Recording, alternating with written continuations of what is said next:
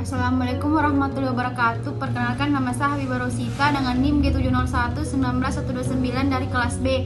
Jadi saya akan menjelaskan tentang fase farmasetik dan fase farmakokinetik obat parasetamol. Jadi yang pertama itu fase farmasetik, di mana yang dimaksud dengan obat parasetamol. Jadi obat parasetamol itu merupakan obat untuk menurunkan nyeri atau yang biasa dimaksud dengan obat analgesik dan dapat menurunkan demam atau yang biasa disebut dengan obat antipiretik. Berdasarkan sediaan, parasetamol dibagi menjadi tiga bagian.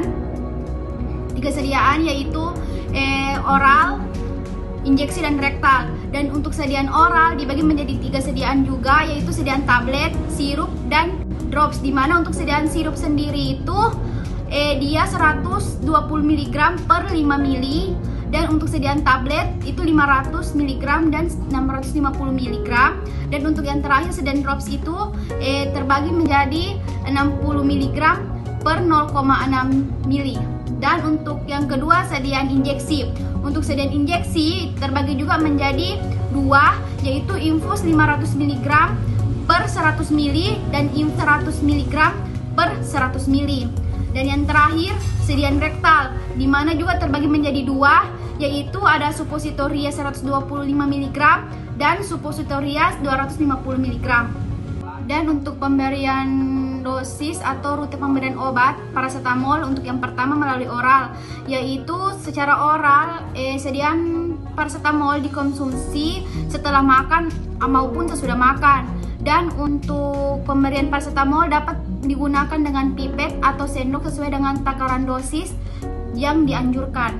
Selanjutnya untuk pemberian rute secara injeksi itu diberikan kepada pasien yang mengalami kesulitan untuk mengonsumsi obat secara oral, yaitu diberikan sediaan infus 1000 ml parasetamol yang diberikan dalam waktu kurang dari 15 menit. Jadi yang terakhir itu sediaan rektal atau suppositoria parasetamol. Biasanya suppositoria parasetamol ini digunakan dalam kasus kejang demam. Jadi sebelum memasukkan suppositoria ke dalam rektum, pastikan bahwa kandung kemih dan usus dalam keadaan kosong. Jadi teman-teman perlu kita ketahui bahwa kelarutan dari parasetamol yaitu larut dalam 70 bagian air atau aquades, dan selain itu parasetamol juga larut dalam 7 bagian etanol 95%. Dan parasetamol juga larut dalam 40 bagian gliserol dan juga ada bagian dari propilen glikol. Jadi hubungan ikatan reseptor dapat menimbulkan aktivitas farmakologi. Parasetamol memiliki efek inhibisi sintesis prostaglandin yang ada di jaringan dan sistem saraf pusat, di mana parasetamol itu dapat menurunkan nyeri atau meredakan nyeri, yaitu dengan cara menghambat impuls atau rangsangan nyeri di perifer. Sedangkan untuk menurunkan demam itu sendiri, parasetamol dapat menghambat pusat pengatur panas tubuh di hipotalamus. Jadi yang terakhir itu fase farmakokinetik, di mana terbagi menjadi 4, yaitu absorpsi, distribusi, metabolisme, dan eliminasi. Yang pertama itu absorpsi, di mana parasetamol diabsorpsi dengan baik di usus halus melalui transport pasif pada pemberian oral, di mana untuk pemberian dengan makanan akan sedikit memperlambat proses absorpsi parasetamol. Dan pada pemberian melalui rektum terdapat variasi konsentrasi puncak di plasma dan waktu parunya yang dibutuhkan untuk mencapai konsentrasi puncak di plasma itu cenderung lebih lama. Jadi setelah proses absorpsi, selanjutnya ke proses distribusi, di mana setelah pemberian oral, konsentrasi puncak pada plasma akan mencapai pada waktu 10 hingga 60 menit pada tablet biasa dan 60 hingga 120 menit pada tablet yang lepas lambat. Untuk konsentrasi rata-rata di plasma yaitu 2,1 mili dalam waktu 6 jam. Dan kadarnya hanya dideteksi dalam jumlah yang sangat kecil setelah 8 jam. Parasetamol memiliki waktu paru 1 hingga 3 jam. Dan parasetamol memiliki bioavailabilitas yang tinggi, sekitar 25%. Parasetamol dalam darah diikat oleh protein.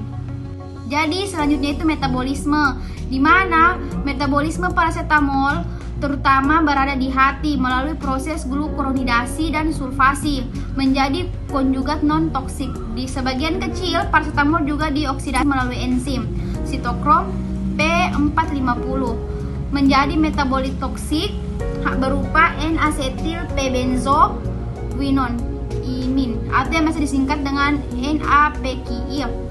Yaitu pada kondisi normal, NAPQI akan dikonjugasi oleh glutathione menjadi sintesis dan konjugat asam markapturat, di mana ketika diberikan dosis dalam jumlah yang besar atau terdapat defisiensi glutathione, maka NAPQI tersebut tidak dapat detoksifikasi. Yang terakhir itu eliminasi, di mana sekitar 85% paracetamol diekskresi dalam bentuk terkonjugasi dan bebas melalui urin dalam waktu 24 jam. Jadi pada paracetamol oral, ekskresi melalui renal berlangsung dalam laju 0,16 sampai 0,2 mili/menit per kilogram. Sedangkan eliminasi ini akan berkurang pada individu, yaitu lebih dari 65 tahun atau dengan penggangguan ginjal, dengan pasien yang ada riwayat gangguan ginjal.